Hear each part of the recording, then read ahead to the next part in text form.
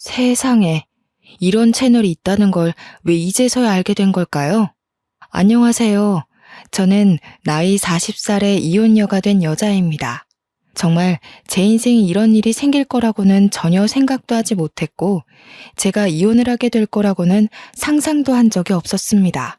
나이 40이 적다면 적고 많다면 많은 나이지 않겠어요? 지금 나이에도 충분히 좋은 사람 만나서 새 출발할 수 있을 거라 생각은 하지만 그럼에도 불구하고 참 씁쓸하네요. 제가 지금부터 풀어나갈 이야기는 조금 답답할 수도 혹은 일부분 시원할 수도 있는 이야기입니다. 저에게는 크나큰 상처이긴 했지만 모든 일이 다 지나간 뒤 다시 생각해보니 지금이라도 탈출하게 된 게 참으로 다행이지 않나 싶네요. 하늘이 저를 조금 더 빨리 도와주셨다면 더 좋았을 테지만요. 그러면 미뤄둔 이야기를 지금부터 꺼내보겠습니다. 저는 고등학교에 진학하면서부터 정신을 차리고 공부를 하게 된 케이스입니다. 대기업에 취직하겠다는 일념 하나로 17살 때부터 코피 쏟아가면서 공부를 했습니다. 고등학교 다니던 시절에 일찌감치 워드 자격증도 땄고요. 공부를 하는 틈틈이 한자 급수 시험도 보고 했습니다. 오로지 취업을 빨리 하겠다는 일념 하나로 만들어낸 결과물이었습니다. 부모님은 커서 뭐가 되려고 저렇게 악착같이 사냐고 했는데 그 결과물이 바로 대기업 입사였네요. 대학 다니던 시절에도 인턴십 참여에 불을 켜고 달려들었고 중간에 교환학생 프로그램도 선정되어 다녀왔습니다. 줄줄이 늘어놓는 이유는 제가 대기업 취직에 성공을 했고 능력도 인정받아 초특급 승진을 했기 때문입니다. 저와 남편이 만나게 된 자리도 회사였기 때문에 회사 이야기를 빼놓을 수가 없네요. 같은 대기업에 다니면서 서로의 연봉도 다 알 만큼 친한 사이였는데 원래 오빠가 여보 되는 거 아니겠습니까?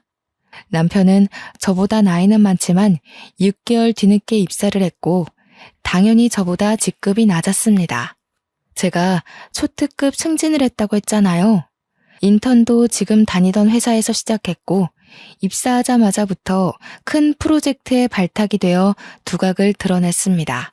당연히 윗선에서는 저를 이쁘게 봐주셨고 동기들이 일찌감치 결혼을 하면서부터 제가 더 자리를 차지하기가 좋아졌습니다. 남편은 제가 직급이 더 높고 제가 더 회사에서 자리를 탄탄하게 잡고 있다는 사실을 못마땅해 했습니다. 약간 남자는 하늘이다 그런 마인드로 사는 경상도 집안의 첫째 아들이었거든요. 연애할 때부터 그런 것 때문에 조금 부딪히긴 했지만 그냥 저도 남편의 자격지심이다 하고 넘어가기 시작했어요.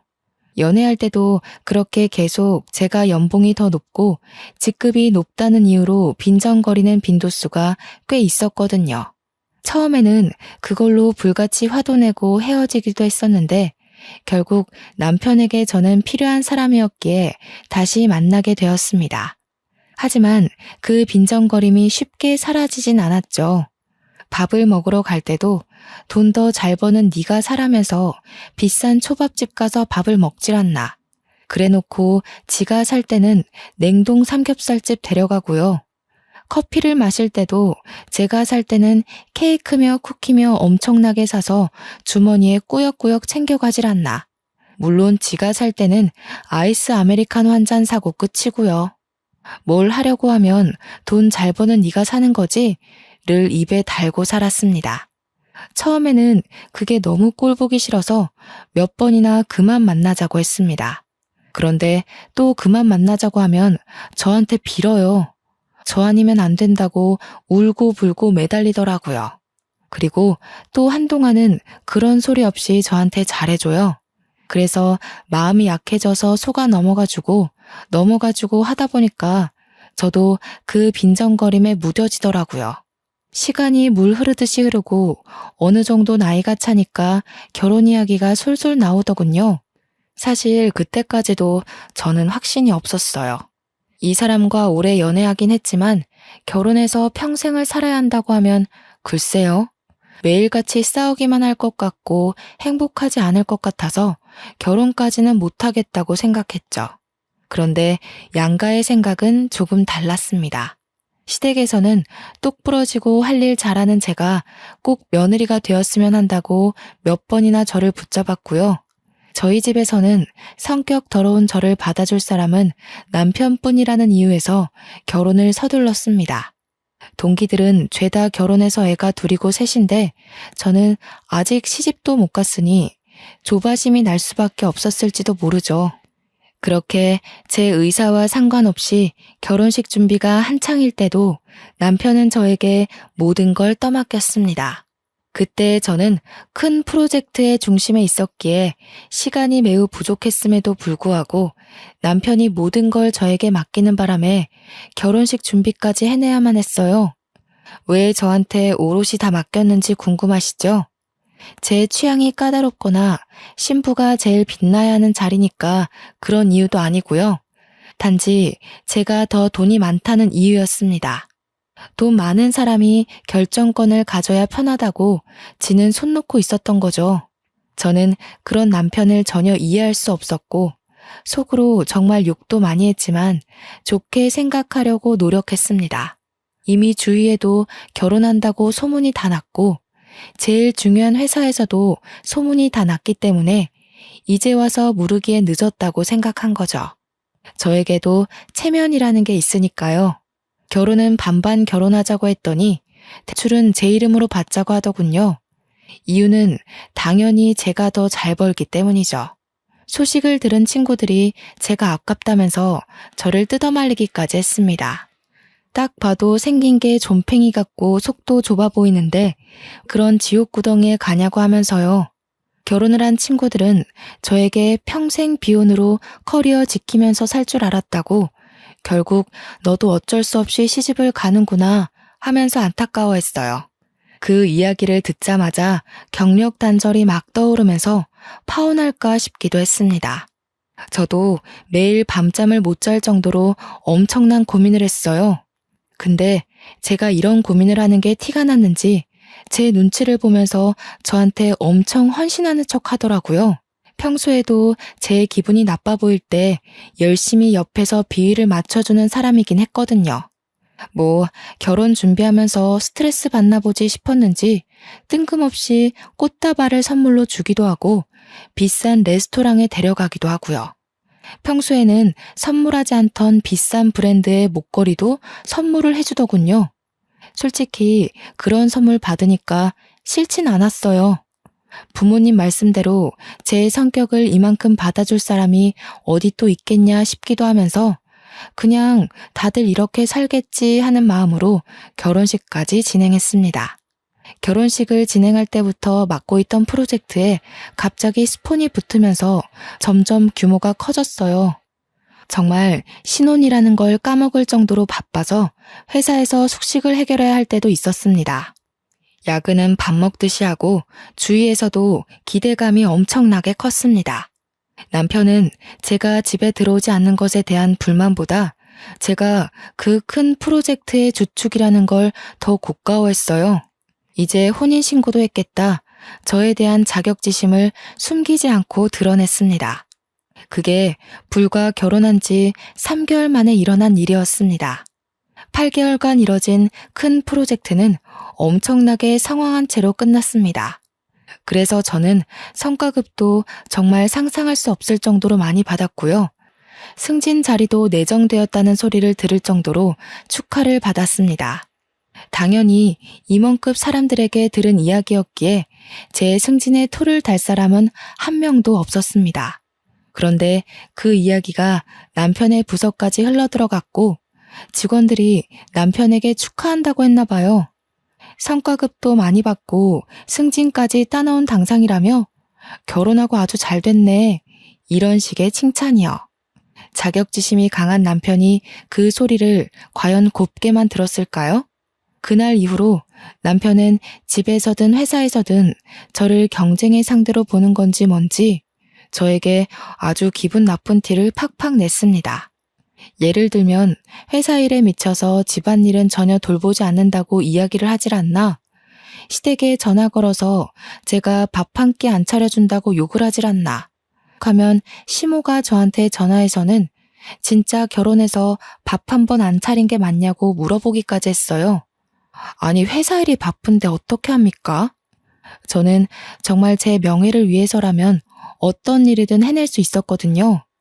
고등학교 입학할 때부터 목표에 두었던 대기업 입사였는데 당연히 밥 차릴 시간에 프로젝트 하나 더 따낼 생각을 해야 되지 않겠어요? 저는 남편에게도 솔직하게 이야기했어요. 나에게는 뚜렷한 목표가 있고 그걸 해내기 위해서는 밥 차리는 시간까지 모조리 회사에 쓰고 싶다고요. 남편은 대인배인 척 알겠다고 했지만 그걸 빌미로 시댁에 저를 욕하고 싶었던 거였겠죠. 저는 시댁에 제 욕을 했다는 것 자체를 이해하지 못했고 그걸로 남편과 저는 조금 싸우게 되었습니다. 한창 좋아야 할 신혼에 부부싸움이 잦으니 정말 지치더라고요. 결혼한 지 6개월도 안 돼서 이혼하는 부부도 있나 인터넷에 검색까지 해봤다니까요. 그렇게 서로 마주보고 밥도 안 먹고 지내기를 반복하다 남편이 저에게 이야기를 좀 하자고 하더군요. 그래서 못 이기는 척 화해를 해야겠다 싶었는데 남편은 저에게 아주 기가 막힌 이야기를 했습니다. 나 사업을 해볼까 하는데 어차피 대기업에 다녀도 당신보다 벌지도 못하니까 회사 때려쳐도 되지 않을까? 당신이 버는 돈이면 우리 둘 먹고 사는데 문제 없으니 더 늙기 전에 도전하고 싶어. 그게 무슨 귀신 씨나라 까먹는 소리야? 지금 우리가 대기업에 다니고 둘 다 맞벌이를 하니까 돈도 모으고 대출도 갚고 안정적인 거지. 당신이 여기서 그만두면 우리 당장 대출 갚는 것도 힘들어질 텐데 저는 남편을 뜯어 말려야만 했습니다. 객관적으로 보나 주관적으로 보나 남편은 그냥 남 밑에서 시키는 일이나 잘하고 사는 게 적성에 맞는 사람이거든요. 프로젝트에 투입되었다가 이리 끌려다니고 저리 끌려다녀서 잘린 것만 2번 봤는데 뭘 믿고 사업을 한다는 건지. 솔직히 사업을 한다 치면 저 같은 사람이 하는 게 더 어울리거든요. 제가 반대를 하고 나서자 남편이 또 뾰루퉁한 얼굴이 되길래 일단 구체적인 사업 계획이나 들어보자 했습니다. 이 사이트 보이지? 이게 중국에서 운영하는 사이트인데 도매 물건들을 파는 곳이야. 중국에서 싼값에 물건을 사와다가 우리나라에서 파는 거지. 근데 처음부터 재고를 많이 가져올 필요도 없어. 도매면 보통 최소 수량이 100개, 1000개 이러지 않아? 근데 이 사이트는 10개만 사도 돼. 매장이나 이런 데서 팔겠다는 건 아니고 나도 인터넷 사업자내서 인터넷 쇼핑몰 오픈하면 잘 될 것 같아. 요즘은 SNS 홍보도 하고 하니까 재고 떠안을 필요도 없고 괜찮지 않아? 이야기를 듣는데 사업 계획이 꽤 구체적이더라고요. 은근히 빈틈이 많은 사람인데도 사업 계획에 크게 빈틈도 없었고 배송 문제는 자기가 알아본 게 다 있다고 하더군요. 그러면서 도매 가격에 몇 %를 더 얹어서 팔면 순이익이 얼마가 난다면서 계산까지 척척 하는데 괜찮겠다 싶었어요. 상품은 어떤 걸로 할 건데? 요즘 트렌드에 맞추려면 보는 눈이 꽤 좋아야 할 텐데. 제 말이 끝나기 무섭게 남편이 봐둔 상품이 있다면서 저에게 이것저것 보여주는데 SNS에서 많이 보이는 디자인의 식기부터 옷까지 여러 종류가 있었어요. 젊은 사람들이 트렌디하게 좋아할 법한 아이디어 제품들도 여럿 있었고요. 저는 남편에게 괜찮겠다고 이야기를 하니 남편의 얼굴이 눈에 띄게 밝아졌습니다. 하지만 처음부터 올인해서 매달리는 것에는 반대를 했어요. 남편을 차근차근 설득하기 시작했습니다. 상품들이 전부 좋다. 가격도 좋고 국내 인터넷 쇼핑몰에서 판매했을 때 가격도 나쁘지 않은 것 같다. 하지만 처음부터 주문이 많이 들어올 거라는 생각은 들지 않으니 회사를 다니면서 차근차근 해보자. 이렇게 이야기를 하니 남편도 수긍을 하더라고요. 자기도 집 대출 갚고 생활비 생각하면 당장 회사를 그만두는 건 아니다 싶었는지 회사를 다니면서 사업자를 내서 해보겠다고 했습니다. 그렇게 남편에게 나름 용기를 북돋아주고는 저희도 화해를 했어요. 그동안 서로 서운하게 해서 미안하다. 나도 가정을 챙기겠다.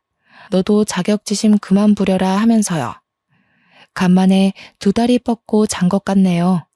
그렇게 남편은 평일에는 회사 일을 보고 주말에는 상품을 떼와서 이리저리 촬영도 하고 인터넷 쇼핑몰을 오픈해서 물건을 올리기 시작했습니다. 처음에는 10개, 20개 사서 팔았던 제품이 점점 주문이 늘어나자 50개, 100개가 되었어요. 말 그대로 오픈한 지 두어 달 만에 대박이 나고 말았습니다. 배송 보내느라 평일에 퇴근하고 와서는 남편과 둘이 상품 포장하는 데 시간을 다 보내야만 했어요. 저녁밥도 제대로 먹지 못할 만큼 바쁘니 저희도 점점 지치기 시작했습니다.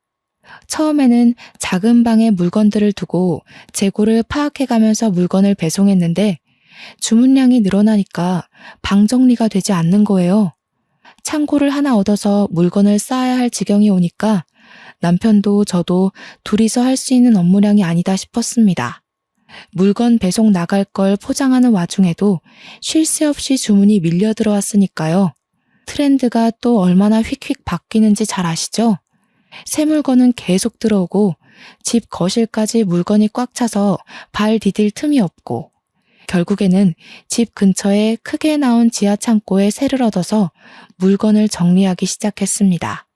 평일에 회사 일 때문에 창고 정리도 못하고 배송이 점점 밀리자 남편이 드디어 회사를 그만두겠다고 했습니다. 월 매출만 따져봐도 지금 남편이 버는 월급보다 훨씬 많은 돈을 벌 수 있었거든요. 남편의 성공과 동시에 저는 약간 불안해졌지만 남편에게 처음부터 약속했던 게 있었던지라 저는 퇴사에 찬성해줬습니다. 쇼핑몰을 시작한 지 6개월 만에 남편이 버는 돈은 제 월급보다 많아졌어요. 회사를 그만두고 직원을 둘이나 뽑아서 배송 업무를 도맡아서 하게 했고요. 저는 점점 늘어나는 남편의 쇼핑몰 규모에 정말 입이 떡 벌어지고 말았죠. 남편이 남 밑에서 일해야 되는 사람인 줄 알았는데 사업에 정말 소질이 있었습니다. 제가 모르는 사이 맘카페 같은 곳에도 홍보를 했고 SNS 활동도 활발하게 하면서 사업을 점차 키우고 있었던 거죠. 대기업을 퇴사할 때도 조금은 섭섭해할 줄 알았는데 시원한 마음만 가득하다면서 정말 행복해했습니다. 그런 남편의 모습을 보면서 정말 용기 있는 선택이라고 생각했고요. 그런데 남편이 저보다 월급이 많아지고 사장님 소리도 듣고 장사가 정말 잘 되니까 점차 저에게 의쓰대기 시작했어요. 카드 하나 띡 던져주면서 앞으로 생활비는 본인이 책임지겠다면서 제가 버는 돈은 푼돈이니까 전부 저금을 하라는 거예요. 은행에 가서 펀드 가입도 하나 하고 적금도 들으라고 종용했어요. 그러면서 자동이체까지 걸어버리고 저한테 앞으로는 가계부도 쓰고 버는 돈 전부 모으고 있는지 확인하겠다고 저를 올가매는 거예요. 그 전까지는 제가 버는 돈이 더 많으니까 제가 옷을 사거나 가방을 사는 것에 뭐라고 한마디도 못하더니 월급이 역전되니까 저한테 그런 거 하나하나 허락받고 사라고 간섭을 하는 거죠. 하지만 저희도 대출금도 갚아야 하고 나중에 아이도 가질 계획이었으니까 돈을 모아야 한다고 생각은 했어요. 그래서 남편 말도 일리가 있다고 생각하고 돈을 모으기 시작했습니다. 본인이 받은 퇴직금은 투자를 하겠다며 주식에 다 쏟아부었습니다. 저는 그 돈으로 차라리 사업을 더 키워보라 했지만 지금도 충분히 버는데 더 키워봤자라며 제 말을 무시하더군요. 솔직히 저는 주식이 좀 무서웠거든요. 한 방에 돈을 다 잃어버릴 수도 있으니까요. 남편은 은근히 투자에 눈이 밝은 사람이었어요. 저를 은행에 데려가서 펀드 계좌를 만들게 했을 때는 손해가 날 수도 있다고 해서 겁먹었는데 남편이 골라준 종목마다 다 오르더군요. 남편의 퇴직금으로 쌓아올린 주식도 꽤 수익이 났다고 했어요. 제가 눈으로 직접 본 건 아니니까 진짜인지 아닌지는 모를 일이지만요. 그래도 똑부러지게 잘하니까 저도 점차 남편에게 의지하기 시작했습니다. 그러던 어느 날 남편이 직원 2명으로도 물건이 감당이 안 된다면서 직원을 더 늘리겠다고 하더군요. 원래 저와 일일이 상의하던 사람이었는데 장사가 잘 되고 주위에서도 사장님 하니까 이제는 일방적인 통보를 했어요. 어차피 제 사업 아니고 저는 대기업에서 여전히 일을 하고 있었기에 서운하진 않았지만요. 처음에는 시부와 시모도 남편을 도와서 배송 물건을 포장하고 했었는데 자꾸 실수를 하신다는 거예요. 저는 그래도 시부모에게 용돈 줄 명분도 생기고 천천히 확인하면서 일하면 되지 않냐고 시부모랑 함께 하라고 했어요. 근데 남편이 저에게 버럭 화를 내더라고요. 우리 부모님한테 내가 용돈 주겠다는데 너 지금 그거 고가워서 우리 부모님 일 시키려고 하는 거냐고요. 저는 그런 뜻이 아니라고 이야기했죠. 어차피 퇴직하셔서 심심하실 텐데 아들 사업도 도와주고 같이 있는 시간을 늘리면 서로에게 좋지 않겠냐고 했는데도 남편은 제 말을 듣지 않았어요. 그저 시부모를 부려먹지 못해서 안달난 며느리처럼 저를 바라보았습니다. 억울했지만 뭐 어떻게 하겠어요. 자기 사업이고 자기가 알아서 하겠다면서 저를 완전히 배제시키는데요. 그러더니 새 직원을 뽑았다고 하더군요. 어린 여자애 하나와 군대 다녀온 남자애 하나였어요. 남자애는 물건 정리하고 재고 관리하고 배송 업무만 도와주러 오시는 아줌마 셋과 함께 포장 업무를 했고요. 여자애는 사무실에서 주문도 받고 문의글 같은 거 답변도 해주고 전화 상담도 하는 그런 업무를 도맡아 한다고 했어요. 남자 직원은 창고에 상주했고 남편이랑 여직원은 칸으로 나눠진 사무실에서 컴퓨터 업무를 본다고 했습니다. 포장 직원 아줌마들도 매일 같이 와서 3, 4시간씩 포장을 할 정도였으니 규모가 정말 커지긴 했죠. 저는 그 와중에 회사 업무를 봐야 하니까 일일이 신경을 쓰지 못하고 있었어요. 대기업이라는 게 그렇게 녹록지 않거든요. 제가 딴짓할 수 있는 시간을 전혀 주지 않았기에 저는 평일에 월차를 내지 않고서야 남편 사무실에 가볼 수가 없었죠. 그리고 남편은 제가 일단 남편 사업장에 가서 참견하는 행위 자체를 싫어했습니다. 직원들을 새로 뽑고 몇 개월이 지나서 제가 회식이라도 해야 되는 거 아니냐고 퇴근하고 들리겠다고 하니까 완전 반대를 하더군요. 사장이 있는 것도 눈치 보일 텐데 사장 부인까지 온다고 하면 애들 기죽는다고요. 아니 뭐 제가 애들 잡아먹는 것도 아닌데 그렇게 말하니까 좀 그렇더라고요. 제 월급을 전부 적금과 펀드에 쏟아붓고 있었잖아요. 그러다 보니 제가 성과급을 받지 못하면 개인적으로 쓸 수 있는 돈이 없더라고요. 이미 예전부터 모아두었던 돈은 집 대출금 갚는 데 쏟아부었고 이전에 받은 성과급으로는 이미 가방도 사고 부모님 용돈도 드렸고요. 회사 일에 매진해봐야 월급 통장으로 돈이 들어오면 전부 다른 계좌들이 퍼가요 하니까 제 개인 돈이 없는 거예요. 있는 거라곤 달랑 남편이 준 카드 하나뿐이었어요. 그래서 어쩔 수 없이 남편 카드로 팀원들한테 커피를 하루 쏜 적이 있었어요. 제가 쏴야 할 차례이기도 했고 제 승진이 코앞이었던 터라 기분 낼 겸 쐈습니다. 그런데 카페에서 5만 원 정도 긁고 나니까 남편한테 바로 전화가 오는 거예요. 무슨 카페에서 뭘 먹었길래 5만 원씩이나 나오냐고 저한테 잔소리를 막 하는 거 있죠.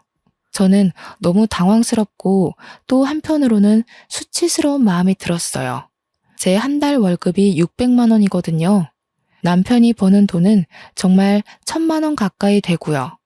근데 고작 5만 원어치 커피 사 먹었다고 바로 전화해서는 잔소리를 퍼붓다니. 결혼하고 나서 비상금 한 푼 모아둘 생각 안 한 제가 너무 바보같이 느껴졌습니다. 그렇다고 제가 집에서 놀고 먹으면서 남편 카드 쓰는 그런 사람도 아니고 저도 사회생활을 하는 여잔데 저한테 5만 원 가지고 그렇게 치졸하게 굴 거라고는 생각도 못했어요. 점점 제 입지가 좁아지는 듯한 느낌도 들고 저도 결국 대한민국의 남편 눈치 보는 며느리가 되는 건가 하는 생각도 들었고요. 근데 거기서 끝나지 않고 남편이 갑자기 대기업 다니던 시절을 들먹이면서 자격지심을 또 부리는 거예요. 그깟 회사 다니면서 너한테 굽신거렸던 거 생각하면 열불이 뻗친다나 뭐라나. 진즉 사업을 했으면 그때 너한테 그렇게 수그릴 필요도 없었는데 이러면서 저한테 그 월급 받아서 뭐 할 거냐고 하더라고요. 고작 600만 원 벌면서 언제 벌어서 언제 쓰냐고. 저는 진짜 그 말을 듣는데, 아니, 이 사람이 돈 좀 번다고 이렇게 달라질 수 있나 싶었습니다. 사업 시작한 지 1년도 안 된 사람이 너무 기고만장하다는 생각이 들었어요. 저한테 대기업 다니는 거 아무짝에도 소용없다면서 차라리 때려치우고 자기 일을 도우라는 거예요, 글쎄. 아시다시피 제 팀장 직함이 눈앞에 바로 있고 제 일에 얼마나 자존감이 넘치는지도 아는 사람이 저한테 저러니까 너무 짜증났어요. 그래서 저도 지지 않고 말했죠. 당신이 회사 다닐 때 성과를 못 내서 그만큼 벌었던 거지 나는 잘나서 잘 번다고. 누가 요즘 월급쟁이로 600만 원이나 벌겠냐고. 나 팀장 달면 연봉 더 오르는 거 알고 있냐고. 하지 말아야 할 말까지 해버렸죠. 당신 사업이 언제까지 잘 될 것 같냐고요. 그 말에 남편이 거품 물고 저한테 막 달려들었어요. 사업 망하라고 고사 지내는 거 아니냐, 자격지심 있는 거 아니냐면서 저한테 따지더라고요. 자기 사업 잘 되니까 배 아픈 거냐면서 애초에 사업 못하게 하려던 것도 저한테 굽신거리는 꼴, 평생 보고 살고 싶어서 그러는 거 아니냐고. 아니, 제가 사업이 잘 될지 안 될지 어떻게 알고 그런 생각을 하겠어요? 저도 말이면 단줄 아냐고 엄청 소리 높여서 이야기를 했고 결국 둘 다 부부싸움에 지쳐서 말도 안 하고 살게 되었습니다. 여자가 말이야, 남편 사업장 돕는 게 내조야 내조. 언제까지 그 사업이 잘 되기만 할 것 같아? 당연히 고정 수입이 있어야지. 누구 하나가 잘 벌고 못 벌고가 중요한 게 아니라 어쨌든 먹고 살아야 할 고정 수입은 필요하지 않겠냐고. 내가 생활비도 넉넉하게 주고 있잖아. 카드 하나 던져주고 내가 뭘 사 먹는지까지 일일이 체크하면서 뭘 넉넉하게 준다는 거야. 나도 내 돈 다 묶여있지만 않으면 당신 돈 안 쓰고도 살 수 있어. 그날 이후로 남편과 저는 대화를 하지 않게 되었어요. 어차피 입을 열어봐야 서로 상처 주는 대화만 하게 되었으니까요. 그렇게 한 달을 넘게 냉전 상태를 유지하고 지냈는데 어느 날 남편이 직원들이랑 회식을 하고 늦게 들어오더군요. 술에 떡이 되어서 돌아왔는데 현관 입구부터 술 냄새가 나서 제가 눈살을 찌푸렸어요. 정직원이라고 해봐야 남자애 여자애 하나 있는데 무슨 이 시간까지 술을 먹나 싶기도 했고요. 남편에게 질문을 해봐야 술에 취해서 대꾸도 못하고 있길래 현관 앞에 쓰러져 있는 걸 낑낑거리면서 집 안으로 들였습니다. 그런데 남편의 멱살을 잡고 끌고 가는 와중에 와이셔츠 카라 부분에 여자 화장품이 묻어있는 걸 발견했어요. 이 남자가 여자가 있는 술집이라도 갔다 왔나 싶어서 잔소리를 하려고 하는데 인사불성돼서 말귀도 못 알아듣더라고요. 그래서 다음 날이 될 때까지 기다렸습니다. 주말이라 늦게 일어난 남편에게 눈 뜨자마자 추궁을 했어요. 어제 도대체 어디서 뭘 했길래 와이셔츠에 여자 화장품이 묻어있냐면서 옷을 막 들이밀었더니 획 던지더군요. 그러더니 저한테 짜증을 내면서 아침부터 무슨 소리를 하는 거냐고 어제 여직원애가 술 취해서 넘어지려는 거 붙잡아 주다가 묻은 거래요. 지도 기억 하나 못하고 만취해서 들어와 놓고 그 상황은 잘도 기억이 났는지 나불나불 거리더라고요. 너무 아무렇지 않게 이야기하길래 의심은 갔지만 그냥 그러려니 했습니다. 근데 그거 아시죠? 한 번 의심의 씨앗이 싹 트니까 남편의 행동을 주시하게 되더라고요. 남편이 점점 퇴근하는 시간이 늦어지는데 처음에는 그냥 일이 바쁜가 보다 했던 게 의심이 한번 싹 트니까 곱게 보이질 않는 거예요. 휴대폰도 처음에는 대놓고 하던 사람이 점점 숨기면서 보는 것 같다는 기분도 들고요. 그래서 제가 하루 날을 잡고 남편이 잠든 사이에 몰래 휴대폰을 뒤져봤어요. 근데 정말 아무것도 없이 깨끗했습니다. 남편이랑 직원들이 나눈 단체 대화방이나 개인 문자를 뒤져봐도 아무것도 없이 일 이야기만 있었고요. 괜히 의심했던 게 미안해지면서 몰래 본 건 비밀로 해야겠다 싶었습니다. 그러다가 진짜 제 인생에서 가장 잊지 못할 사건이 터졌습니다. 의심을 지우려고 노력한 지 한 달이 채 지나지 않아서 남편이 휴대폰이 사라졌다고 막 집안을 뒤지더라고요. 저도 전화해보고 했는데 어디에서도 남편 휴대폰이 울리지 않았어요. 아무래도 차에 두고 온 것 같다는 소리를 하더라고요. 마트 갈 준비를 하고 있었거든요. 그래서 남편한테 차 키를 달라고 했습니다. 어차피 나 마트 가려고 했어. 당신 차 타고 갔다 오면서 휴대폰 있나 봐줄게. 그러다 남편이 의심 없이 차 키를 저에게 주더라고요. 그래서 남편 차를 찾아서 시동을 걸고 보니 음료 놓는 자리에 휴대폰이 꽂혀 있었습니다. 칠칠치 못하게 여기다가 두고서는 휴대폰을 그렇게나 찾았구나 싶어서 주머니에 넣고는 마트에 가려고 했는데 갑자기 진동 소리가 들리는 거예요. 제 휴대폰도 주머니에 있는 남편의 휴대폰도 조용한데 진동 소리가 계속 들렸어요. 뭔가 싶어서 소리가 나는 곳을 찾아보니까 차 글로브 박스 안에서 울리더라고요. 그래서 아무 생각 없이 글로브 박스를 열었더니 남편 휴대폰과 똑같은 기종의 똑같은 색인 휴대폰이 하나 더 있더라고요. 순간 등줄기에서부터 소름이 쫙 끼치면서 금기의 열매를 먹은 것 같은 기분이 들었습니다. 발신자를 확인하니 하트라고 되어 있었어요. 저는 덜덜 떨리는 손으로 전화를 받았습니다. 웬 여자가 여보세요? 하길래 제가 누구세요? 라고 반문을 했어요. 그러니까 여자가 누구세요? 하는 거예요. 그래서 제가 너 누구냐고 하니까 전화를 말없이 끊더라고요. 그래서 너무 어이가 없어서 남편에게 전화를 하려고 보니 제 주머니 속에 휴대폰이 있잖아요. 쎄한 느낌의 남편 것으로 추정되는 다른 휴대폰을 뒤져보려고 하니 비밀번호가 걸려 있더라고요. 이거 분명히 뭐 있다. 남편이 바람난 게 틀림없다 하는 생각이 들었습니다. 마트를 다녀와야 하니까 내비게이션을 딱 켰는데 거기서 또 소름이 돋더라고요. 최근 주소지 검색 목록이 생각나서 그걸 딱 눌렀는데 웬 오피스텔 주소가 엄청 찍혀 있는 거예요. 땡땡동 땡땡 오피스텔이라고 적혀 있는데 남편 사무실에서 10분 거리거든요. 저는 뭔가에 홀린 사람처럼 남편의 블랙박스를 뒤졌습니다. 블랙박스에 녹화된 목록을 하나하나 뒤져보는데 땡땡 오피스텔 앞에서 찍힌 녹화본이 있더군요. 숨죽여서 화면을 제 휴대폰으로 하나하나 녹화하기 시작했어요. 남편이랑 여자가 오피스텔로 들어가는 모습 전부를 날짜까지 정확하게 보이게 찍었습니다. 찍는 내내 손이 어찌나 떨리고 호흡이 가빠지는지 결혼할 때부터 할까 말까 떠밀리듯 결혼한 남편이었지만 바람을 핀다는 게 확실해지니 정말 깊은 배신감이 들었어요. 증거를 나름 수집해놓고 마트에 가서 정말 아무 생각 없이 장을 보고 집으로 돌아와 남편에게 주머니에 있던 휴대폰을 주었습니다. 그랬더니 남편이 차에 있었냐고 하더라고요. 차에 있었어. 근데 휴대폰이 하나 더 있더라? 하트한테 전화 왔는데 내가 받았어. 그러자 남편 얼굴이 갑자기 딱딱하게 굳으면서 아무 말도 못하더라고요.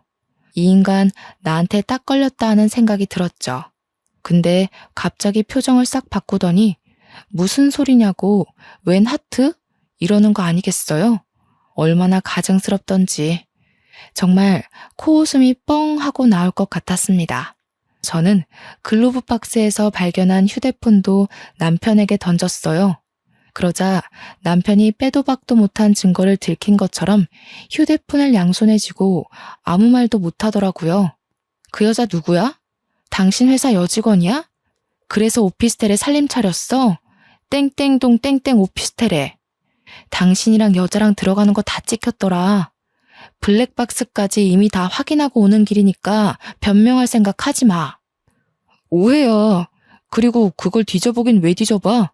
당신 무슨 의부증 있어? 남의 사생활을. 부부끼리 사생활까지 존중해줘야 하는 거야? 그 사생활이라는 게 바람인 거고 내가 어디까지 눈 감아줘야 하는 건데 말해봐. 제 말에 남편이 아무 소리 못하고 부들부들 떨더라고요. 바람 필 때는 좋아서 몰랐겠지만 걸리고 나니까 이제 와서 후회라도 하는 건지 뭔지. 그런데 남편이 갑자기 한숨을 내쉬더니 오히려 당당하게 나오는 게 아니겠어요? 야, 남자가 사업하고 돈도 좀 벌고 하면 바람도 한 번쯤은 필 수도 있는 거지. 그거 실수잖아. 실수 한 번을 용서 못 해줘? 그냥 그런가 보다 하고 넘어가는 미덕도 없냐, 너는? 네가 뭐 어떻게 할 건데? 나랑 이혼이라도 하게? 지금 그걸 변명이랍시고 입 밖으로 내뱉는 거야? 바람이 실수라고? 나도 실수해도 되는 거야? 너랑 나랑 같냐? 꼴랑 500만 원 좀 넘게 벌면서 내가 턱턱 가져다 주는 돈 없으면 어떻게 살려고 그래? 그렇게 말하는데 정말 개구리 올챙이 시절 생각 못한다는 말이 딱 떠오르더라고요. 여자 혼자 사는데 월 500에서 600만 원이면 당연히 배부르게 먹고 살 수 있다는 생각은 왜 못하는 걸까요? 그리고 지 대기업 다닐 때 저보다 훨씬 못 벌었었거든요. 혼자 살면서 그 정도 월급이면 떵떵거리면서 살 수 있는데 지가 지금 버는 돈에 심취해서 저를 깎아내리니 너무 짜증났습니다. 바람은 둘째치고 저런 마음을 가진 사람과 살아야 한다는 게 개탄스러웠어요. 어차피 한순간 지나가는 바람이야. 내가 알아서 정리하고 올 테니까 그냥 그때까지만 냅둬. 내가 미쳤냐? 한 번 바람핀 인간은 두 번, 세 번 계속 바람피면서 살게 돼 있댔어. 그냥 이혼해. 내가 뭐가 아쉬워서 너 같은 인간이랑 같이 살아? 누가 아쉬울 것 같아? 아쉬운 건 너지. 내가 벌어다 주는 돈 없으니까. 너같이 대기업 다닌답시고 일에 미쳐서 남편은 신경도 안 쓰는 여자 나도 필요 없어. 네가 내조를 하기를 해, 살림을 하기를 해? 나도 너랑 이혼하는 게 마음 편해. 저도 같이 달려들어서 남편한테 싸댔어요. 위자료 톡톡히 준비하라고, 바람난 주제에 말이 많다고, 시댁이나 친정이 알아서 이야기하라고, 네가 바람나서 헤어지는 거라고 물고 늘어졌죠.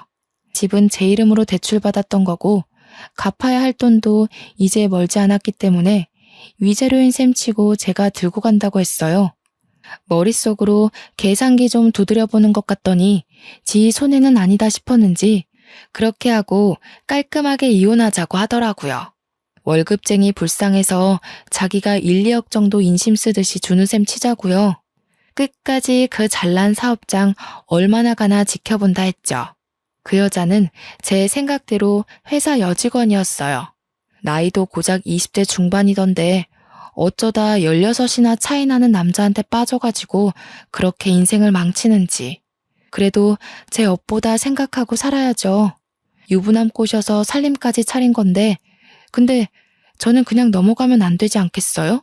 남편과 협의이혼 도장 찍고 아파트까지 다 넘겨받은 이후에 상간녀 소송부터 걸었습니다. 증거야 뭐 블랙박스면 충분하다고 하더군요.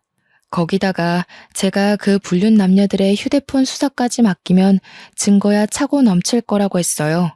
제가 상간녀 소송을 걸고 뒤늦게 남편이랑 상간녀가 송달을 받았는지 전 남편이 저에게 전화가 와서 그 소송 뭐냐고 화를 내더라고요. 상간녀 소송이 상간녀 소송이지 뭐긴 뭐겠어. 저는 그 한마디 날려주고 두 연놈들의 번호를 차단해버렸습니다. 당연히 증거가 충분했기에 소송에서 저는 이겼고 위자료로 2천만 원을 받게 되었습니다. 물론 그 돈도 남편의 주머니에서 나온 돈이었겠지만 속은 시원하더라고요. 승소문을 프린트해서 그 동네 오피스텔이랑 상간녀의 본집 주소지 근처에 죄다 뿌려버렸습니다. 인터넷에 찾아보니 명예훼손으로 걸려봐야 처음에는 벌금 몇십만 원이 전부라고 하더라고요. 게다가 상간녀 아버지가 교육자라고 했으니 타격은 더 클 거라고 생각했거든요. 그래서 그 학교까지 수소문해서 주변에 죄다 뿌려버렸습니다. 당연히 동네고 어디고 죄다 소문이 났을 거고 얼굴을 들고 다니지 못할 만큼 수치스러웠을 거예요. 저는 당연히 명예훼손에 걸렸고 벌금형을 받았습니다. 100만 원에 속은 엄청나게 시원해졌으니 아깝지 않았습니다. 주위 눈치 보면서 상간녀로 평생 사는 게 얼마나 힘들겠어요. 남편이랑 오래 만나봐야 얼마나 더 만날 수 있겠나 싶더라고요. 근데 더 속 시원한 건요. 우리나라랑 중국이랑 문제가 생겨서 중국에서 수출기를 닫아버린 사태에서 찾아왔어요. 수출길이 막히니 남편 사업장에도 당연히 차질이 생겼죠. 물건이 바로바로 들어와야 하는데 물건은 들어오지 않고 차일피일 배송 일자만 미루게 된 거예요. 주문이 들어왔으니 고객들은 돈을 다 냈는데 물건은 3주가 지나도 도착을 안 하니까 어떻게 됐겠어요? 한 번에 환불 요청 들어오고 일부 고객들은 사기 사이트라면서 소송 걸고 소송 걸린 것만 해도 몇십 건이라 일일이 대응하느라 변호사비로 돈 다 털리고 환불해주랴 털려 물건 없어서 장사는 안 되는데 직원들 월급까지 또 따박따박 줘야 하고 거기다가 배송 지연 보상까지 일일이 다 해줘야 한다더라고요. 인터넷에는 남편 쇼핑몰이 배송도 안 해주는 사기 쇼핑몰이라고 올라와서 회원들도 우수수 탈퇴하고 벌금 내고 소송 걸리고 전 남편은 거의 회생 불가 수준으로 쫄딱 망해버렸다고 하더라고요. 망하자마자 당연한 수순으로 상간녀도 잠수 탔다고 하대요. 하필이면 그 오피스텔도 상간녀 이름으로 얻었던 거라 그나마 보증금도 털려버리고요. 이 이야기를 어떻게 알았냐고요? 전 남편이 저한테 전화해서는 막 울면서 이야기를 다 해주더라고요. 차단해놨더니 다른 번호로 전화해서 한 번만 용서해달라고 울고 비는데 저보고 그동안 적금이랑 펀드 투자했던 거 많이 오르지 않았냐고 목돈 됐을 것 같다며 아파트 값도 많이 올랐던데 합치면 안 되겠냐요. 제가 미쳤나요? 그딴 새끼랑 다시 살게. 꺼져. 나도 10살 어린 파릇파릇한 연하남 만나서 행복하게 살 거니까. 너는 너대로 알아서 인생 잘 헤쳐가면서 사세요. 그러고 전화 끊고 바로 차단도 해버렸습니다. 그 이후에 연락이 왔는지 안 왔는지도 모르겠네요. 팀장 달고 새 명함 나오자마자 휴대폰 번호도 바꿔버렸거든요. 지가 생각해도 양심 없을 테니 전화는 안 했길 바랍니다. 지금 저는 정말 탄탄대로 잘 밟아가면서 팀장으로서 팀원들 잘 챙기면서 지내고 있어요. 전 남편에게 후원장담했던 것처럼 연하남과 썸 타면서 지내고 있네요. 돌싱이 되어버리긴 했지만 앞으로의 인생은 행복한 일만 가득할 거라 상상하면서 오늘 하루를 마무리 짓습니다. 여러분도 즐거운 인생 사시길 바랄게요.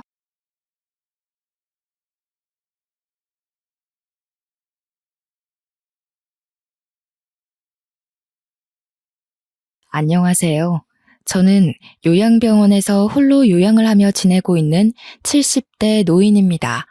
무료한 일상에 심심하던 찰나 여기 계신 간호사분이 이런 채널이 있다는 걸 알려주셔서 매일같이 사연을 듣다가 저도 용기 내어 사연을 올려봅니다.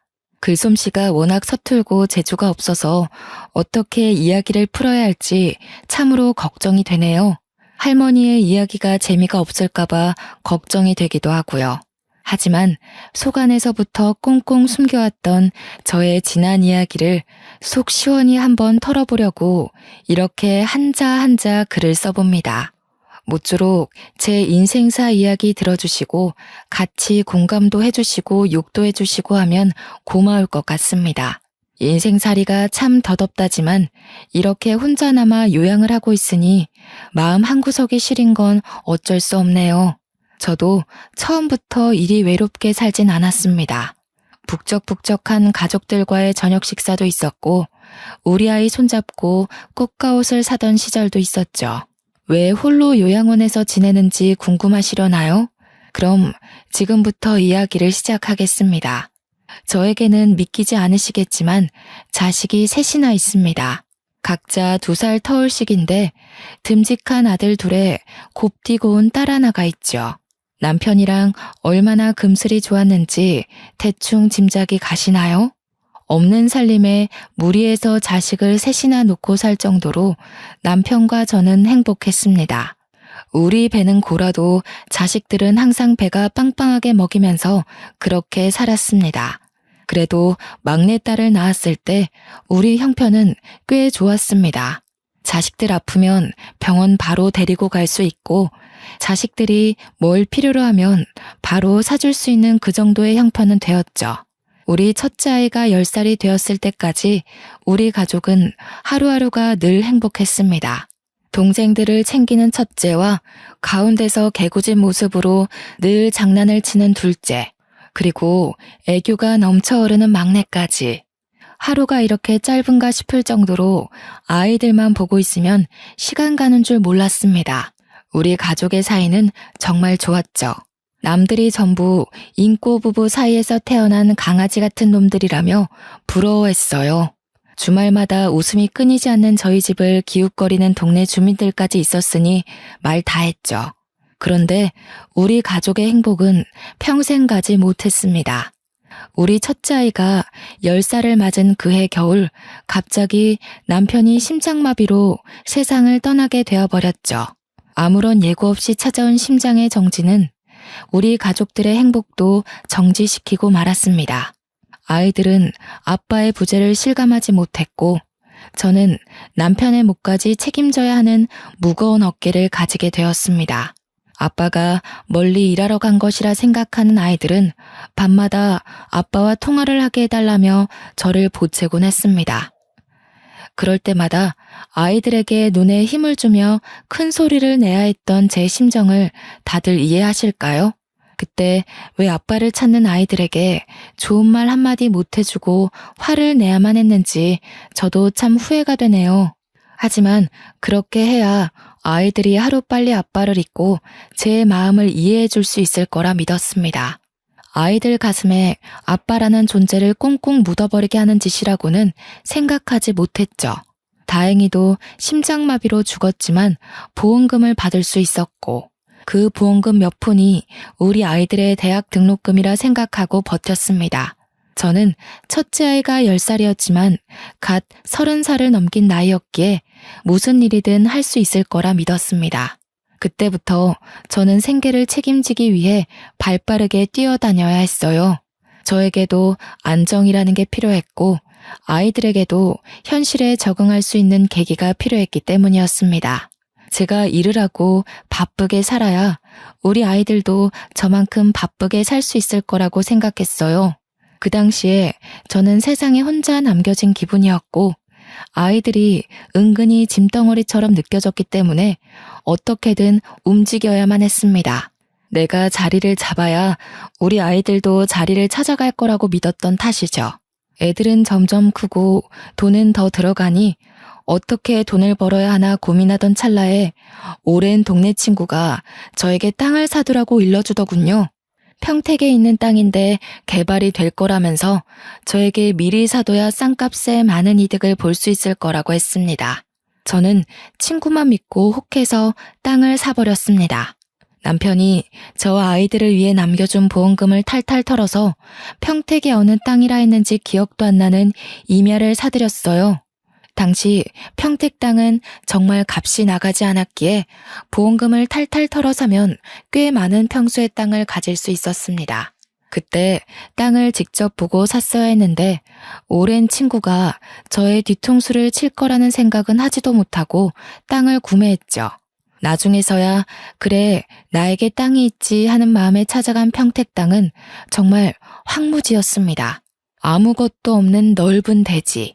그곳은 밭으로도 논으로도 쓸 수 없는 그냥 황무지 같은 넓은 땅뿐이었습니다. 상가를 지을래도 옆에 아무것도 없는 허허벌판에 건물 하나 있어 어디다 쓰겠습니까? 저는 허탈한 마음을 숨길 수가 없었습니다. 이게 어떤 돈으로 산 땅인데 이렇게 아무것도 없는 허허벌판이라니. 제 마음처럼 공허함만 가득할 뿐이었죠. 당장 생계를 꾸려야 할 돈을 털어 땅을 샀으니 제 수중에 돈이 얼마나 있었겠습니까? 남편과 함께 무리해서 구한 집을 팔 수도 없는 노릇이었기에 저는 바로 동네의 구직 자리를 알아보았습니다. 저희 동네에는 큰 시장이 하나 있었는데 그곳에 상인들을 대상으로 하는 배달 전문 식당이 하나 있었어요. 그곳은 홀 테이블은 4개밖에 없고 전부 배달 장사를 하는 곳이었습니다. 저에게는 어쨌든 돈이 필요했고 조금이라도 더 월급을 주는 곳에서 일을 하고 싶었기 때문에 물불 가리지 않고 그 식당에 취직을 했습니다. 식당 사장님은 손이 빠른 저를 좋아하셨고 저는 목이 수그러드는 것도 잊은 채 머리에 백바늘이고 시장 곳곳을 배달했습니다. 시장에 나무를 파는 할머니도 건어물을 파는 아저씨도 모두 저를 안타깝게 생각하셨지만 좋았어요. 제가 불쌍해질수록 한 푼 더 쥐어주는 돈이 저를 행복하게 만들었거든요. 아이를 셋이나 키워야 하는 저는 아침 식당이 문 열 때부터 상인들이 문 닫는 시장 마감 시간까지 열심히 뛰어다녔습니다. 그런 저를 상인들이 참 예뻐해 주셨죠. 하지만 좋은 마음만 가지고 예뻐해 주시는 분들도 있는 한편 그렇지 않은 사람들도 있었습니다.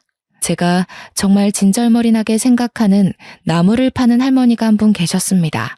그 할머니는 억척스럽게 장사를 하기로 유명하신 분이었는데 그래도 나물 하나는 기가 막히게 다듬어 파셔서 종종 사러 오는 단골 손님들이 있었죠.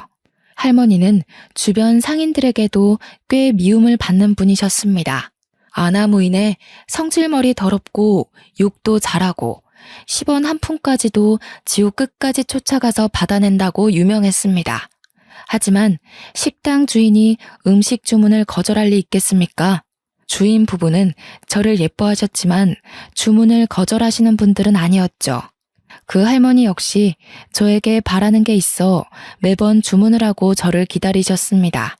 저는 할머니의 나물가게 배달 가는 일에 세상에서 제일 힘들고 지치는 일이었죠. 그 이유는 바로 할머니에게는 지체장애가 있는 아들이 하나 있었는데 무려 저보다 16살이나 많은 사람이었습니다.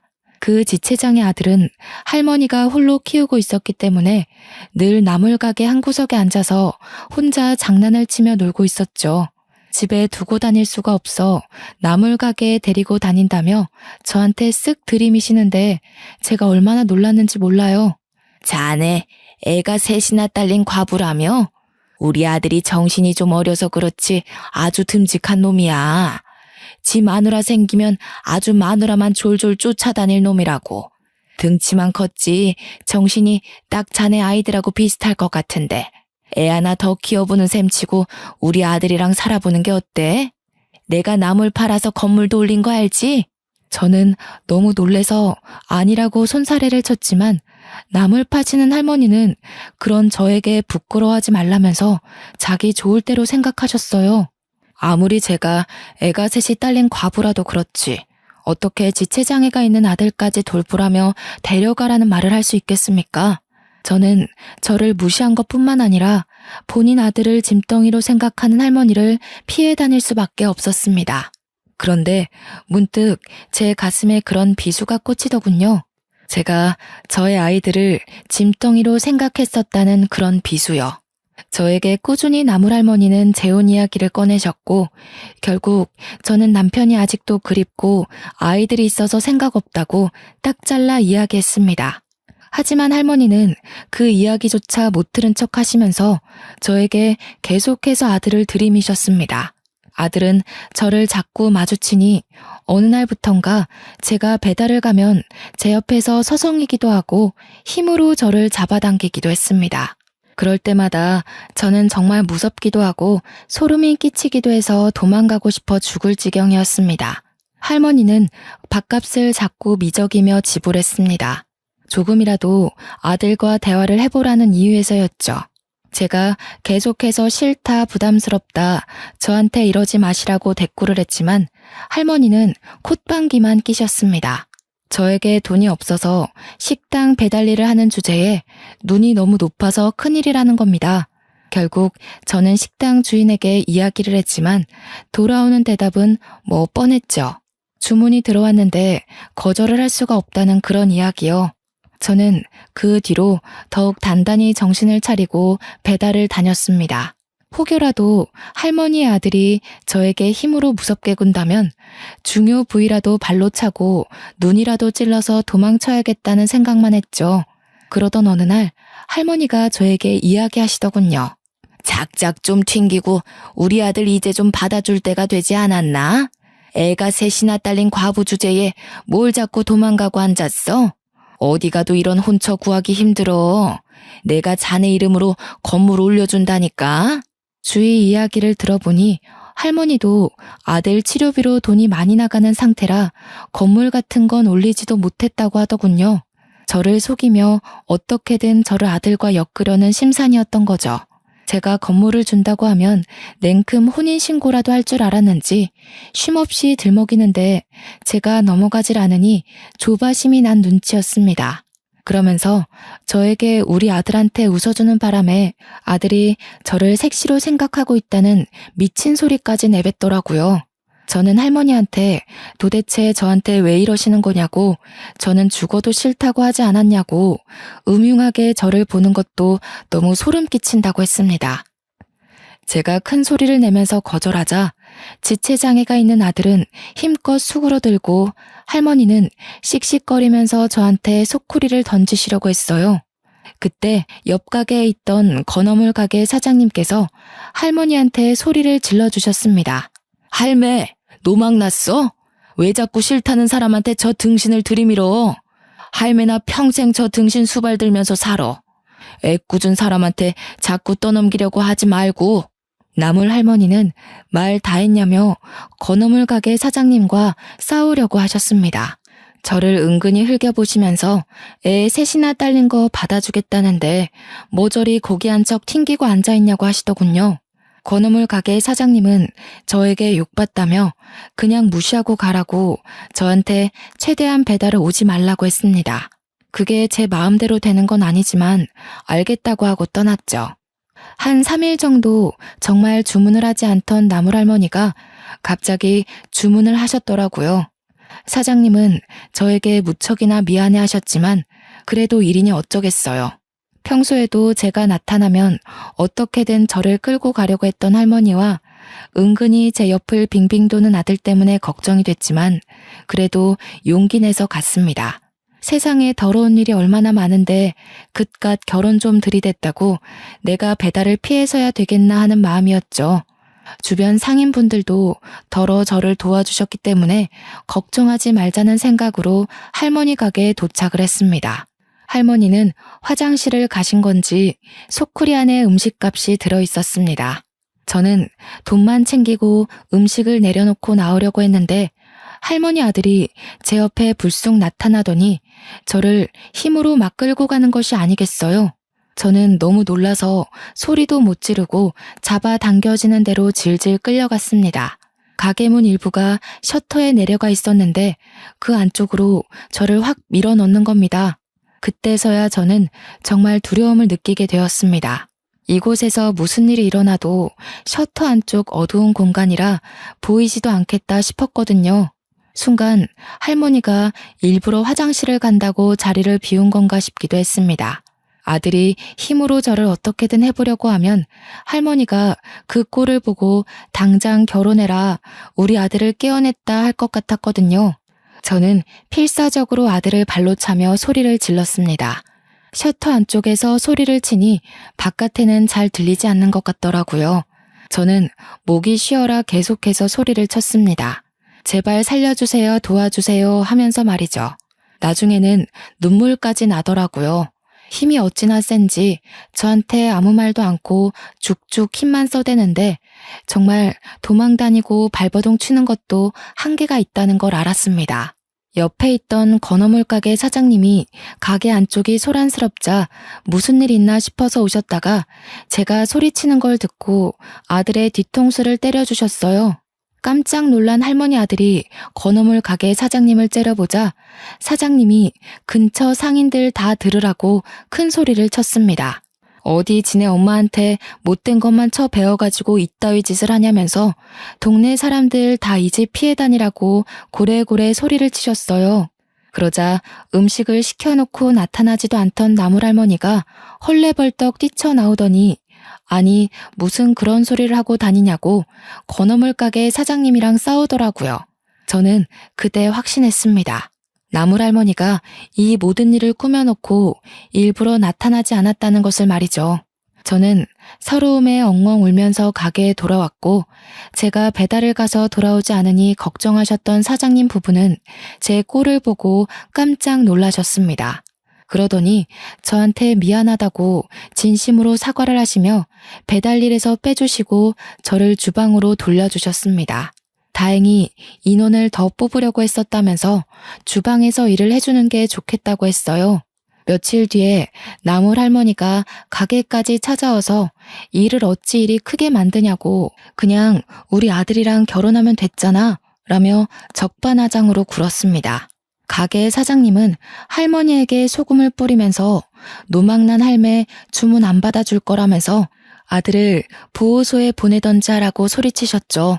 나물 할머니는 끝까지 지체장애가 있는 아들을 받아주지 않은 제 탓을 하셨지만 주변 상인들은 모두 제 편을 들어주셨습니다. 그 뒤로 주방에서 저는 음식을 만들기 시작했습니다. 처음에는 외워야 할 레시피가 너무 많아서 힘들었지만 적응되니 안 보고도 술술 만들어낼 수 있겠더라고요.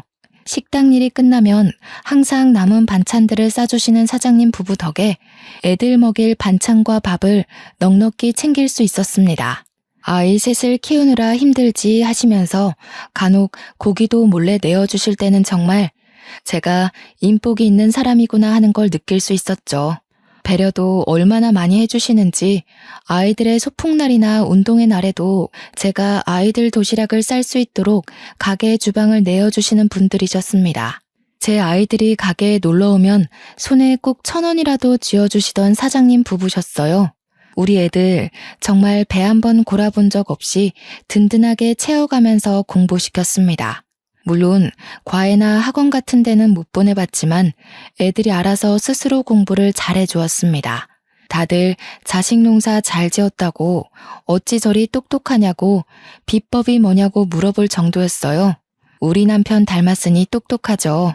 하고 대꾸하면 아직도 남편 타령이냐고 핀잔을 주시는 분들도 있었지만 대부분 저를 참 안타까워하면서도 대견하게 봐주셨어요.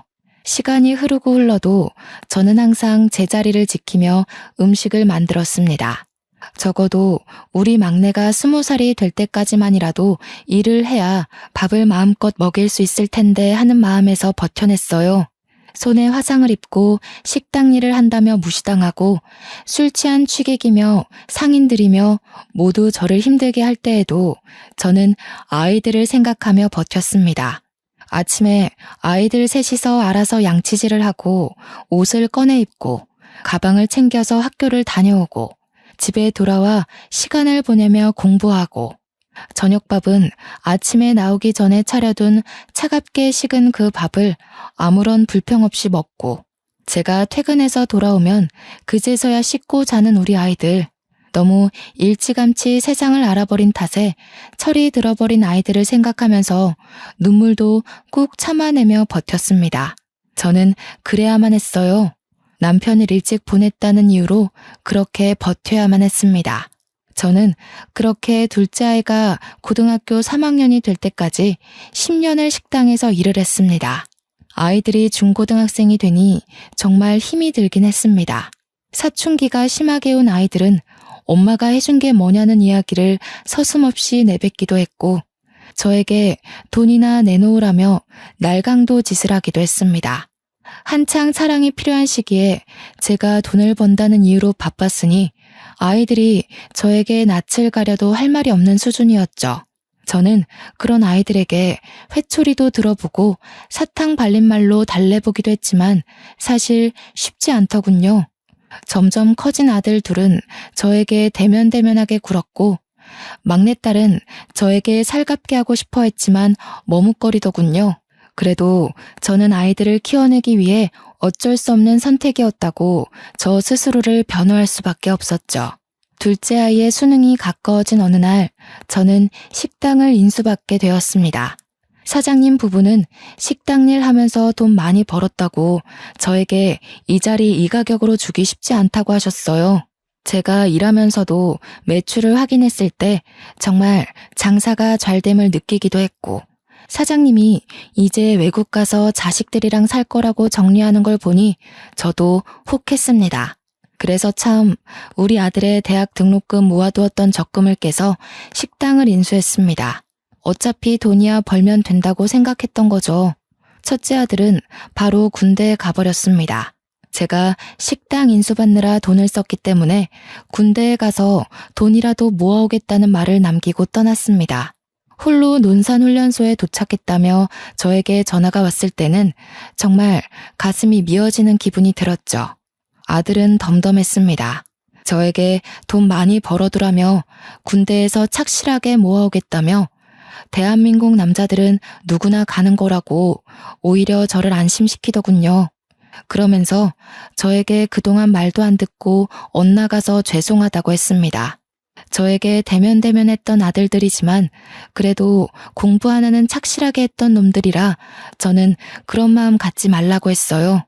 우리 아들과 딸 어디에 내놔도 자랑스럽고 든든하다고요. 첫째 아들이 대학 등록금이 부담스러워 군대에 떠나고 둘째 아들도 대학에 합격했습니다. 둘째 아들이 군대에 갈 땐 첫째 아들이 제대를 했고 막내딸도 대학에 들어가게 되었죠. 모두들 서울에 있는 학교에 철썩 붙어버린 덕에 자취 비용이 따로 들지 않았고 장학금도 근근히 챙겨와 부담되지 않았습니다. 무엇보다도 제가 인수한 식당은 여전히 잘 되고 있었고 저는 돈 걱정 없이 성인이 된 아이들을 지원할 수 있게 되었죠. 저는 장사를 하며 현금을 쓸어 모으기 시작했습니다. 왜냐하면 시장 특성상 현금으로 거래를 했기 때문입니다. 다들 주머니에서 현금을 꺼내 밥값을 결제해 주신 덕분에 제 통장 잔고도 점차 늘어났죠. 첫째 아들은 대학을 졸업하고 공무원 시험을 봐서 합격을 했고 둘째 아이도 대학 졸업을 마친 상태였습니다. 막내 또한 졸업을 앞두고 취업 준비를 하고 있었죠. 우리 가족에게는 어느 정도 여유가 생겼고 다시 화목해질 일만 남았다고 생각했습니다. 그런데 첫째 아들이 어느 날부턴가 저와 말을 섞지 않기 시작했습니다. 저는 다시 사춘기 시절의 기억이 떠올라 조금 아들이 무서워지기 시작했죠. 저에게 엄마가 해준 게 뭐가 있냐며 대들던 그 모습이 자꾸 떠올랐어요. 제가 눈치를 보기 시작하고 얼마 지나지 않아서 첫째 아들이 술에 취해 집으로 오는 날이 많아졌습니다. 공무원 일을 하면서 뭔가 힘든 게 있나 싶으면서도 아들은 저에게 속내를 털어놓지 않으니 자꾸만 신경이 쓰이곤 했습니다. 그렇게 날이 선 시간을 보내던 어느 날 국세청 세무조사가 나오더니 저에게 어마어마한 벌금과 세금을 물리더라고요. 이유인즉슨 시장 특성상 현금 거래가 잦은데 제가 현금 영수증을 끊어준 적 없이 돈을 모두 가로챘다는 이유였습니다. 제가 세금을 내지 않았기 때문에 탈세를 했다는 이유였어요.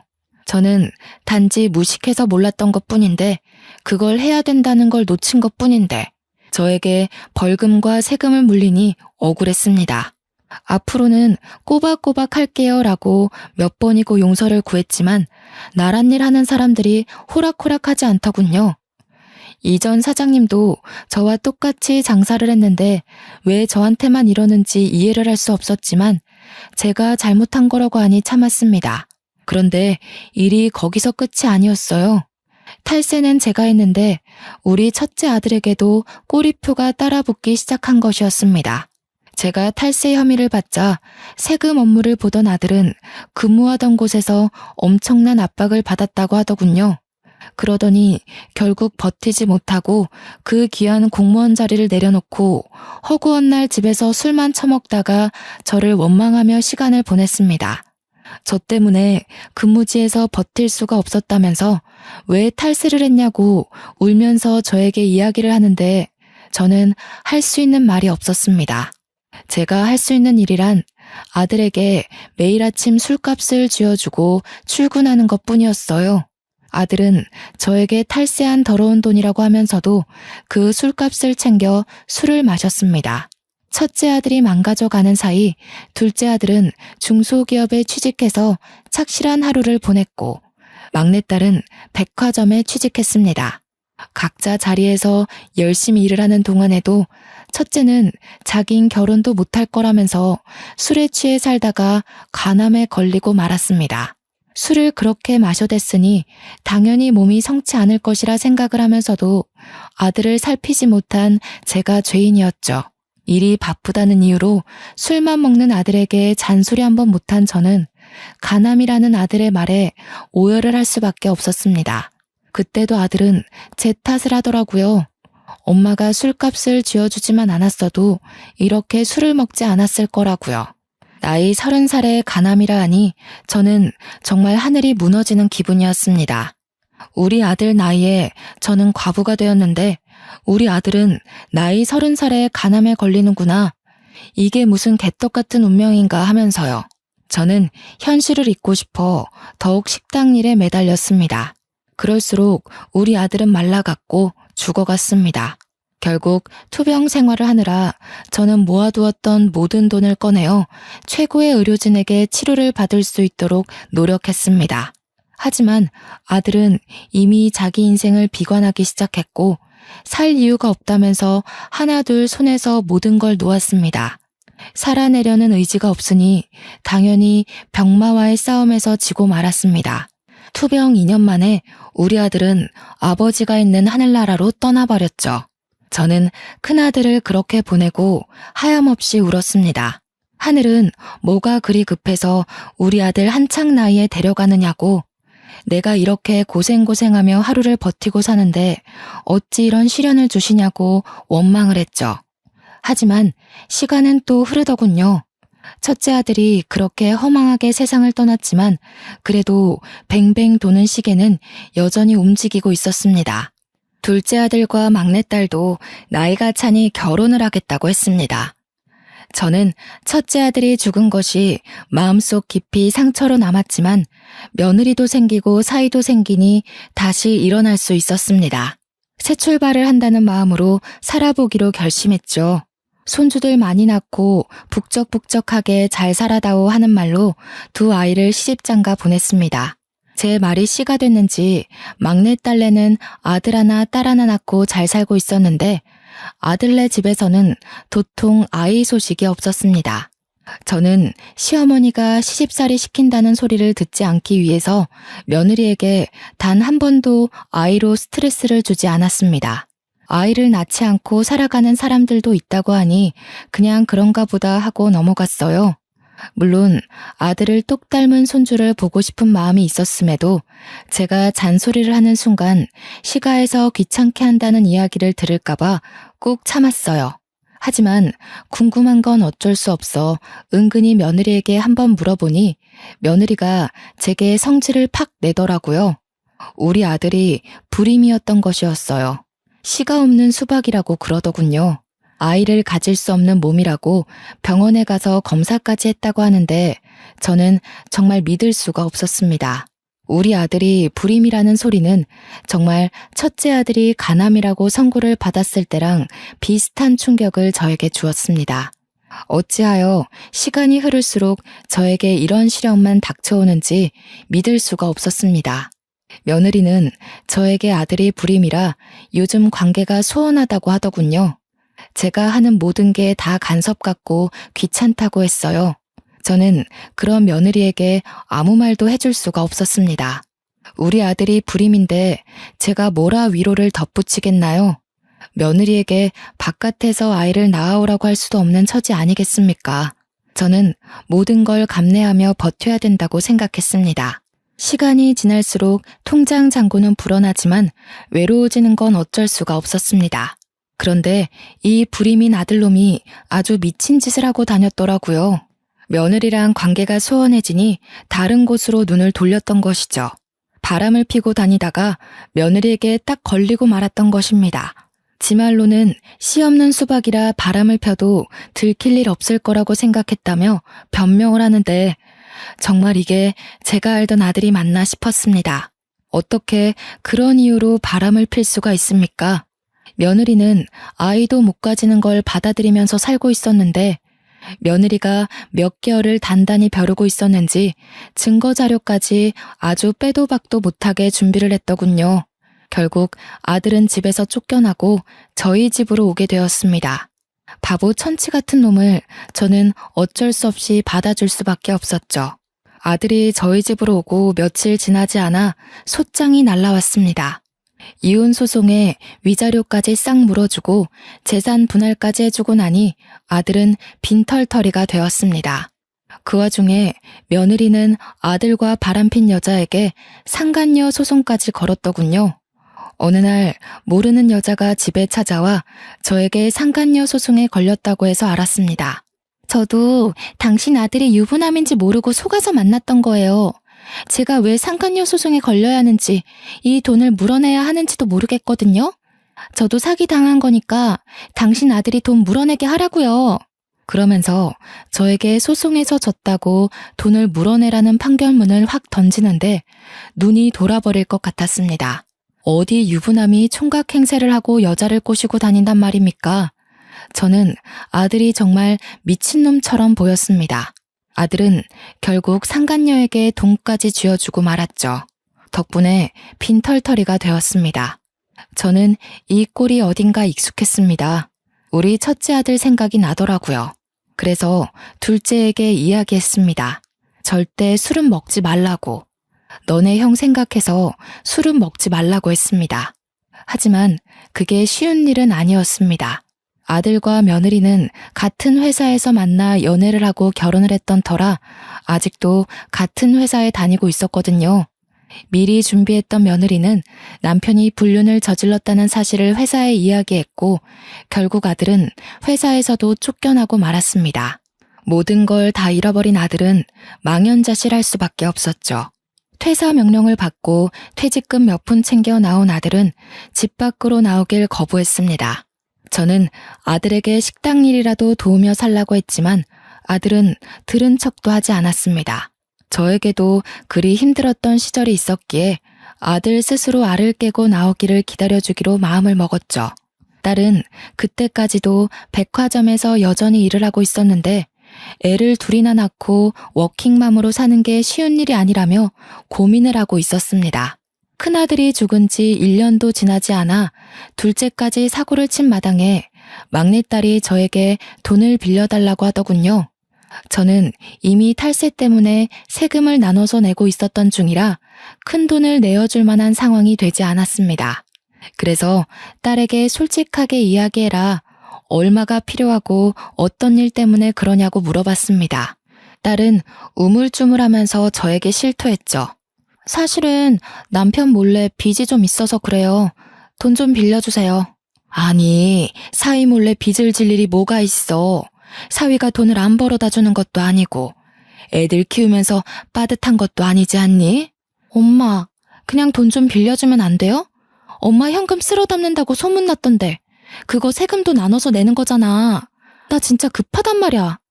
뭐 때문인지 정확하게 모르는데 내가 다짜고짜 빌려줄 순 없다. 백화점에서 일하면서 명품을 얼마나 많이 보는지 알아요? 다들 하나씩 팩 하나 들고 있는데 나만 없더라. 그게 너무 초라해서 몇 개 샀어. 근데 돈이 없어서 대출 받아서 샀어. 됐어? 딸이 하는 말은 정말 충격적이었죠. 사치에 눈이 멀어서 대출을 받아서 명품백을 샀다는 것이었어요. 그것도 몇 개씩이나요. 저는 그게 변명인 걸 알았지만 잔소리할 경황이 없었습니다. 남들과 비교해대며 그들은 하나씩 있는데 나만 없어서 샀다는 말 자체가 너무 어이가 없고 믿기 힘들었습니다.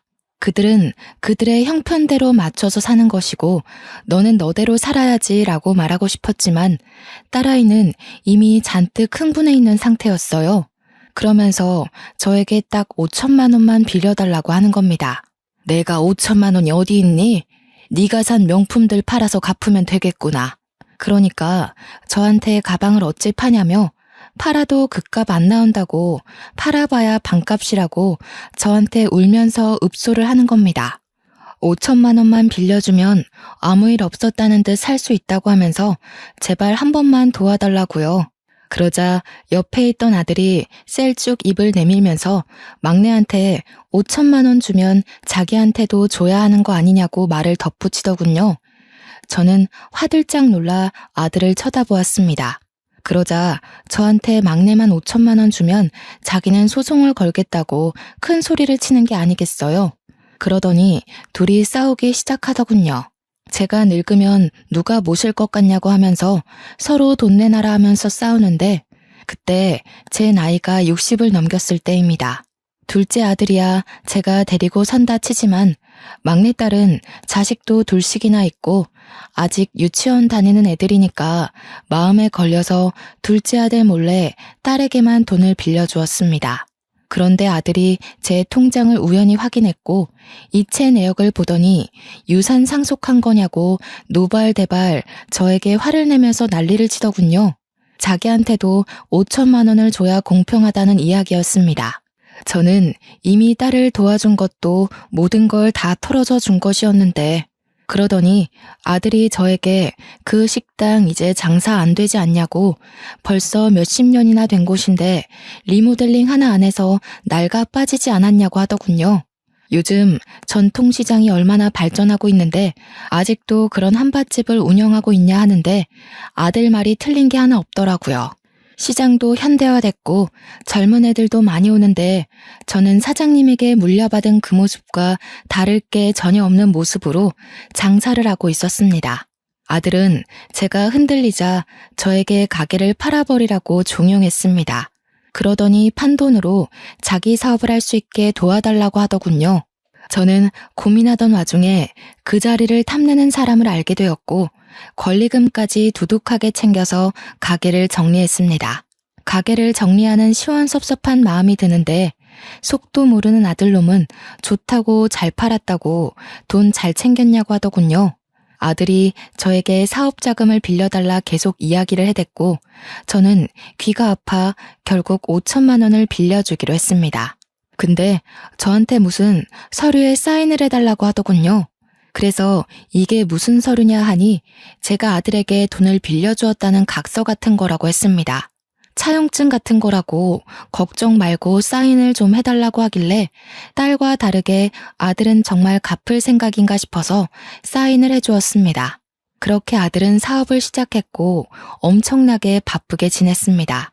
그렇게 또 시간이 흐르고 평온한 노후를 보내던 어느 날 집에 갑자기 사람들이 쳐들어오더니 내 남편과 함께 마련한 집에 빨간 딱지를 붙이더라고요. 알고 보니 아들이 저에게 사인하라 했던 그 서류가 차용증이 아닌 보증 서류였던 거였죠. 미친놈이 사업보증으로 절 세우고 돈 다 해먹고 잠수를 타버린 겁니다. 제 연락도 받지 않고 말이죠. 집은 결국 경매로 넘어가고 오갈 곳이 없어져서 저는 딸네 집으로 향했습니다. 딸 집 앞에서 벨을 누르니 저한테 여긴 왜 왔냐고 묻는데 가슴이 철렁하더라고요. 갈 데가 없어서 왔다고? 오빠한테 보증을 서줬다고? 근데 왜 나를 찾아와 엄마? 돈은 오빠한테 해주고 빚 남으니까 나한테 온 거야 지금? 무슨 소리를 하는 게야. 내가 너한테도 5천만 원 해줬잖아. 장모님, 아내한테 5천을 해주셨다고요? 그런 말 없었는데. 야, 그 돈 다 어디 갔어? 나는 왜 몰라? 아니 엄마, 그걸 여기서 말하면 어떡해. 그러면서 둘이 싸워대는데 정말 답도 없었습니다. 둘이 실컷 싸우더니 사위가 저한테 모실 수 없으니까 나가세요 하고 저를 쫓아내더군요.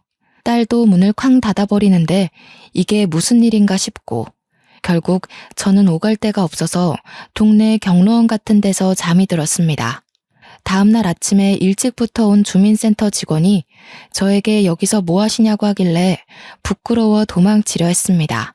그러자 저에게 갈 데가 없으시냐면서 노인 쉼터라는 곳을 소개시켜 주었습니다. 저처럼 자식들에게 버림받고 오갈 데가 없는 할머니들이 지내는 곳이었어요. 그곳에서 저는 6개월을 지냈습니다. 하지만 자식들에게는 연락 한 통 오지 않았습니다. 모든 걸 포기하고 살던 그때 TV 뉴스에 평택에 신도시가 들어온다고 뜨는 게 아니겠습니까? 땅값이 어마어마하게 올랐다고 앵커가 떠들어대는데 제 귀에 들려오는 건 10배 이상의 차익뿐이더군요. 저는 바로 평택으로 가서 부동산을 죄다 뒤졌습니다.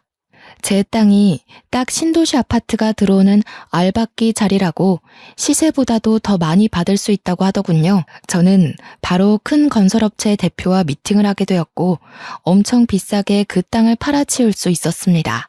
돈이 생긴 저는 바로 제 이름으로 되어 있는 빚을 갚고 남편과 함께 살았던 그 집을 찾아올 수 있었습니다. 그래도 수중에 10억 이상이 남더라고요. 제가 빚을 갚은 걸 어찌 알았는지 그제서야 아들이 저에게 연락이 오더니 돈 좀 달라고 하길래 저는 누구시냐고 했습니다. 저는 아들 없다고 하니 저에게 거품을 물고 달려드는데 바로 경찰에 신고를 해버렸어요. 노인을 괴롭힌다고 신고를 하고 났는데 주민센터 직원이 제가 몇 개월을 쉼터에서 버틴 것까지 증언을 해주어서 경찰은 제 편을 들어주었습니다. 보호자로 딸을 불러주었는데 딸이 무슨 일이냐고 귀찮다고 소리치는 와중에 아들이 딸한테 우리 엄마 돈 생겼다고 말했는지 갑자기 돌변을 하더군요. 엄마 돈 생겼어? 와, 엄마. 이제 내가 엄마 모시고 살게. 그동안 내가 좀 철이 없었지? 엄마는 다 이해해줄 수 있잖아. 저는 소름 돋아서 그간 있었던 모든 일을 경찰에게 이야기하고 접근 금지 요청을 했습니다. 덕분에 한 달 동안 접근 금지 처리를 받게 되고 주민센터 직원의 도움을 받아 그 한 달 동안 모든 걸 정리했습니다. 저는 요양원에서 죽을 때까지 지낼 돈을 빼고 전부 노인 쉼터에 기부를 했습니다. 저처럼 소외받는 노인들을 위해 써주십사 부탁을 드렸죠. 그게 주간지 기사에 실리자마자 아들, 딸 둘 다 눈이 돌아서 저한테 연락이 오더라고요. 저는 바로 휴대폰 번호도 바꾸어버리고 제 주소를 열람할 수 없도록 금지 신청까지 모조리 다 해치웠습니다. 그래서 저는 지금 연고도 없는 동네로 내려와 요양원에서 지내면서 요양보호사들이랑 수다도 떨고 만들기도 하고 퍼즐도 하며 그렇게 시간을 보내고 있습니다. 자식 새끼들 열심히 키워봐야 소용없더라고요. 물보다 피가 진하다고 하지만 저는 지금 제 옆을 지켜주는 요양보호사들과 간호사, 그리고 간간히 찾아오는 주민센터 직원이 훨씬 가족 같고 편합니다. 끊어내야 할 땐 빠르게 끊어내는 게 정답인 것 같습니다. 날이 추워지는 마당에 모쪼록 감기 조심하시고 평온한 나날 보내시길 바랍니다. 감사합니다.